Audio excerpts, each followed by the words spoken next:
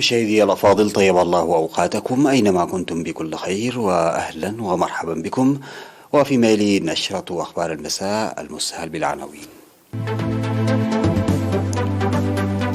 رؤساء الدول والحكومات يبعثون برسائل تهنئة بعيد الاستقلال. افتتاح معرض للمرأة بعيد الاستقلال.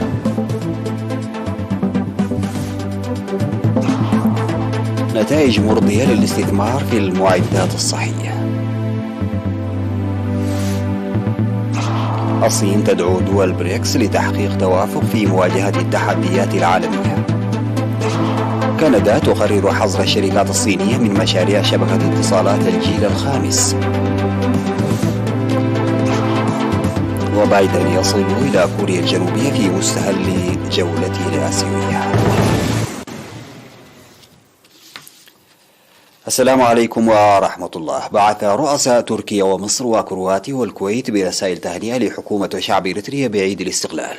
وروى رؤساء تركيا رجب طيب أردوغان ورئيس مصر عبد الفتاح السيسي ورئيس كرواتيا زاران ميلانوفيتش وولي عهد الكويت مشعل الأحمد الجابر الصباح عن تمنياتهم بدوام الصحة للرئيس أفورقي والرخاء والسلام للشعب الإريتري.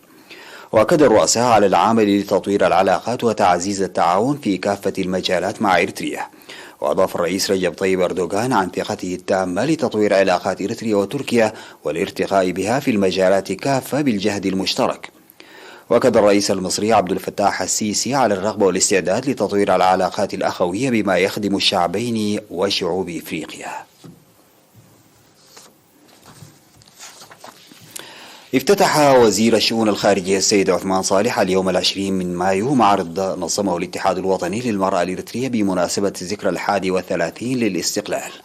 وقالت مسؤول الخدمات الاجتماعية والاقتصادية في الاتحاد السيدة سنايت محاري إن المعرض المنظم في المكتب المركزي للاتحاد عدته النساء اللائي تدربن العام الماضي في النسيج بهدف التعرف على منتجاتهن والحصول على الدعم من الجهات المعنية.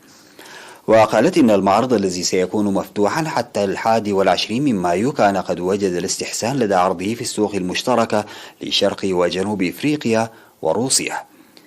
من ناحية ثانية، نظم الاتحاد الوطني للمرأة فرع الإقليم الأوسط يوم 19 من مايو مناشط فنية تعكس تضحيات الاستقلال والدفاع عنه. تنعقد في مدينة مصوع سمينارات من 16 وحتى 23 من مايو للشباب العمال بمناسبة الذكرى 31 للاستقلال. ويشرف على السمينارات أعضاء القوات البحرية ووزارة الثروة البحرية وقسم الثقافة والرياضة ومكتب الجبهة الشعبية للديمقراطية والعدالة في إقليم شمال البحر الأحمر حول تاريخ وإسهامات القوات البحرية والموارد البحرية والتراث الإريتري المادي والملموس ودور ومساهمة الجبهة الشعبية قبل وبعد الاستقلال. وأوضح أعضاء القوات البحرية تأسيس وتطور دور ومساهمة القوات البحرية في فترة النضال الصعبة ومساهمتها لحماية السيادة وبرامج التنمية بعد الاستقلال. وشرح أعضاء وزارة الثروة البحرية والموارد البحرية لإريتريا وإدارتها موضحين الأحياء البحرية التي تصل ل 17% فقط في داخل بحر إريتريا. وقد قدموا معلومات مصحوبة بالدراسات بشأن مخاوف التلوث البحري وتحديات إدارة البحر.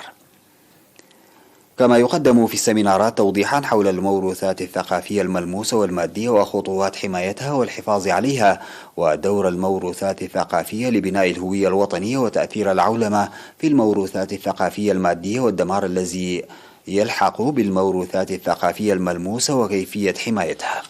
وأوضح مكتب الجبهة الشعبية للديمقراطية والعدالة في السمينار الذي عقده دور ومساهمة الجبهة الشعبية قبل وبعد الاستقلال ودورها في تجميع الشعب في خط وطني واحد وتمتين وحدته وتقوية نضاله وتعزيز الوطنية الإريترية. وأوصى المشاركون في السمينار لخلق الأرضية لحماية الموروثات الثقافية والموارد البحرية وجعلها مصدر دخل اقتصادي والدفع لعقد مثل هذه السمينارات التنويرية الهادفة. اختتم يوم 16 من مايو أسبوع الشباب الذي نظمه الاتحاد الوطني للشباب والطلبة من 27 من إبريل الماضي بمناسبة الذكرى 31 للاستقلال. أوضح مسؤول الشؤون السياسية والتنظيمية في فرع الاتحاد في إقليم عنسبة السيد النور أحمد أن الهدف من البرنامج إدراك الشباب العميق بالأعياد الوطنية وخلق دافع للتعرف على تاريخهم وتجديد عهدهم. اشتمل الأسبوع الشبابي على مسابقات للمعلومات العامة والخطابة والقصص والشعر وبرامج التوريث. وقدم في المناسبة شرحا من المشاركين حول حرب جبهة قمحر الختامية. وقال مسؤول الاتحاد الوطني للشباب والطلبة في إقليم عنسبة السيد الزازي برخة آب إن الأسبوع الشبابي هام لاعتزاز الشباب بتاريخهم والحفاظ على قيمهم. وأشار المشاركون إلى أهمية الأسبوع الشبابي منادين بتنظيمه دون الاقتصار على المناسبات فقط. وقدمت في الختام الجوائز على الفائزين في مختلف المناسبات.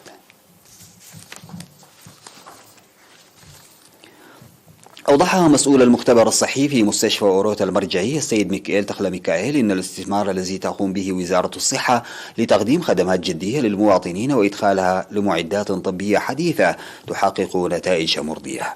وقال في مقابلة مع وكالة الأنباء الإريترية أن المعدات التي أدخلت في المختبر متطورة وتستوفي المعايير العالمية، والفحوصات التي كانت ترسل إلى الخارج من قبل وتبقى لمدة شهر تجري حاليا بالقدرات المحلية للمختبر وتسهم في الإنجاز السريع للخدمات.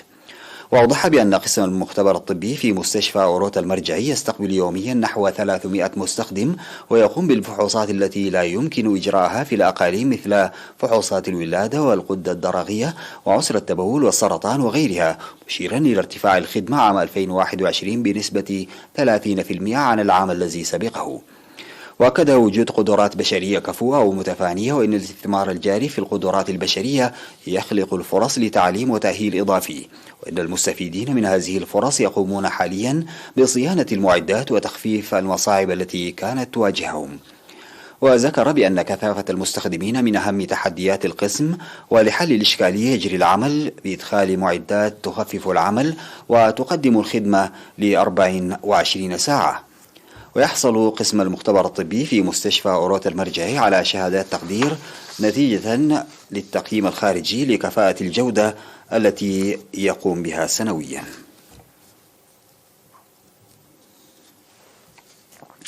أعلنت وزارة الصحة بأن الفحوصات المخبرية التي أجريت اليوم في الإقليم الأوسط قد أثارت إصابة مواطن واحد من عدن فاس بفيروس كورونا. بهذا بلغ عدد المصابين بفيروس كورونا في البلاد حتى الآن 9753، شفي منهم 9640 وتوفي 103، فيما يتلقى 10 مرضى الرعاية في المستشفيات. وزارة الصحة 20 من مايو 2022. عقد الكادر الصحي في مديرية قلوج سمينارا لمكافحة العادات الضارة عامة والتي تضر بالمرأة على وجه الخصوص والمنتشرة في المديرية. وقدم مسؤول الخدمات الصحية في المديرية الممرض لاي موسازجي شرحا حول تأثير العادات الضارة مثل ختان الإناث وزواج القاصرات. وقال بالرغم من الجهود القوية المبذولة للمكافحة فإن العادات الضارة لم تنتهي بالكامل، ومن الضرورة بذل الجهد المشترك المرتكز على التوعية. وأوضح مدير مديرية قلوج السيد دسيزر ميكائيل أن العادات الضارة تحدث أضرارا جسدية ونفسية كبيرة خاصة على المرأة، ويجب إشراك الجهات المؤثرة في المجتمع في جهود مكافحتها. بعد الفاصل سيداتي وسادتي أعود بالأخبار الخارجية.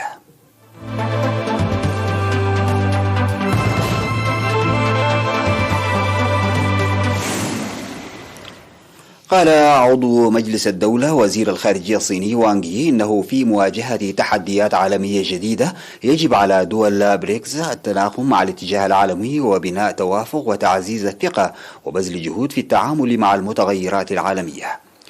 وأدلى وانغ بهذه التصريحات خلال ترأسه اجتماعا لوزراء خارجية بريكس عبر الفيديو، ومشيرا إلى أن اجتماع وزراء خارجية بريكس هو منصة مهمة للتعاون السياسي والأمني بين دول المجموعة. قال وانغ إنه ينبغي على بلدان بريكس أن تسعى إلى تحقيق الأمن المشترك معا وتعمل من أجل تحقيق التنمية المشتركة. وكذا وانغ أنه يتعين على جميع الأطراف أن تعزز التواصل الاستراتيجي والتنسيق والثقة السياسية المتبادلة وتعمق التعاون متبادل المنفعة في مختلف المجالات. أعرب وزراء الخارجية عن دعمهم للنهوض بعملية توسيع بريكس، وأشاروا إلى أنه سيتم إجراء مزيد من المناقشات حول هذه المسألة، كما تبادلوا وجهات النظر حول المسائل المتعلقة بأوكرانيا وأفغانستان. بعد سنوات من التردد، أعلنت كندا أنها ستحظر مشاركة عملاقتي الاتصالات الصينيتين هواوي وZTE في إنشاء شبكة اتصالات الجيل الخامس. وكانت الحكومة الكندية قد أرجت هذا القرار بسبب التوترات الدبلوماسية مع بكين في السنوات الأخيرة. وتوترت العلاقات الدبلوماسية بين كندا والصين في نهاية عام 2018 مع اعتقال المدير المالي لشركة هواوي في فانكوفر. كان ذلك بمثابة بداية لأزمة دبلوماسية كبيرة بين البلدين مع احتجاز الصين مواطنين كنديين. وانتقدت بكين قرار كندا الذي لا أساس له باستبعاد عملاقتي الاتصالات الصينيتين هواوي وZTE عن إنشاء شبكة اتصالات الجيل الخامس 5G باسم الأمن القومي. وقال المتحدث باسم وزارة الخارجية الصينية وانغ وانبين للصحافة إن الصين تعارض بشدة هذا القرار، وأكد أن بلاده ستتخذ جميع الإجراءات اللازمة لحماية الشركات الصينية من دون أن يحدد ماهية هذه الإجراءات. وصل الرئيس الأمريكي جو بايدن إلى كوريا الجنوبية في مستهل جولة آسيوية يؤكد خلالها طموحات الولايات المتحدة في المنطقة، فيما يخيم شبح تجربة نووية كورية شمالية محتملة على زيارته. ومن قاعدة أوسان الجوية التي هبطت طائرته فيها، من المقرر أن يتوجه في البداية إلى مصنع لشركة سامسونج الكورية الجنوبية العملاقة في بيونغ تايك في جنوب سيول، حيث سيلتقي للمرة الأولى الرئيس الكوري الجنوبي الجديد يون سوك يول. بعد كوريا الجنوبية سيتوجه بايدن إلى اليابان، وهي أول زيارة للرئيس الديمقراطي إلى المنطقة منذ تنصيبه، وهو يعتبر أن مواجهة الولايات المتحدة والصين هي الموضوع الجيوسياسي الرئيسي للسنوات المقبلة.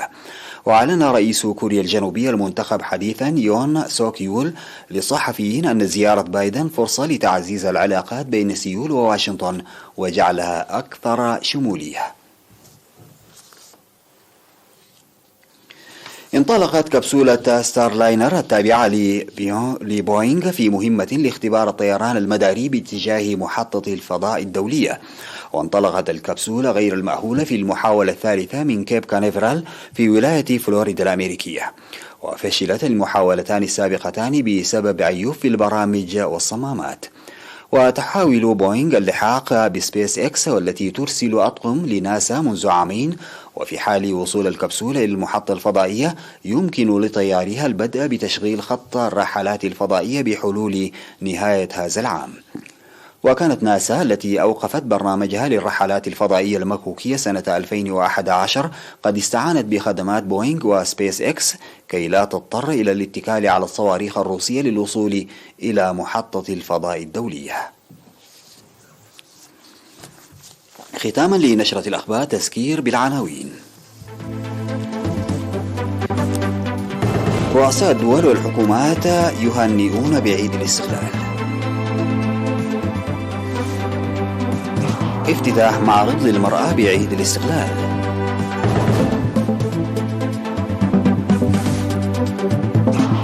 نتائج مرضية للاستثمار في المعدات الصحية. الصين تدعو دول بريكس لتحقيق توافق في مواجهة التحديات العالمية. كندا تقرر حظر الشركات الصينية من مشاريع شبكات اتصالات الجيل الخامس. وبايدن يصل إلى كوريا الجنوبية في مستهل جولته الآسيوية. انتهت نشرة أخبار هذا المساء، قدمتها لحضراتكم من الفضائية الإريترية. تصبحون على خير، والسلام عليكم ورحمة الله تعالى وبركاته، وكل عام وانتم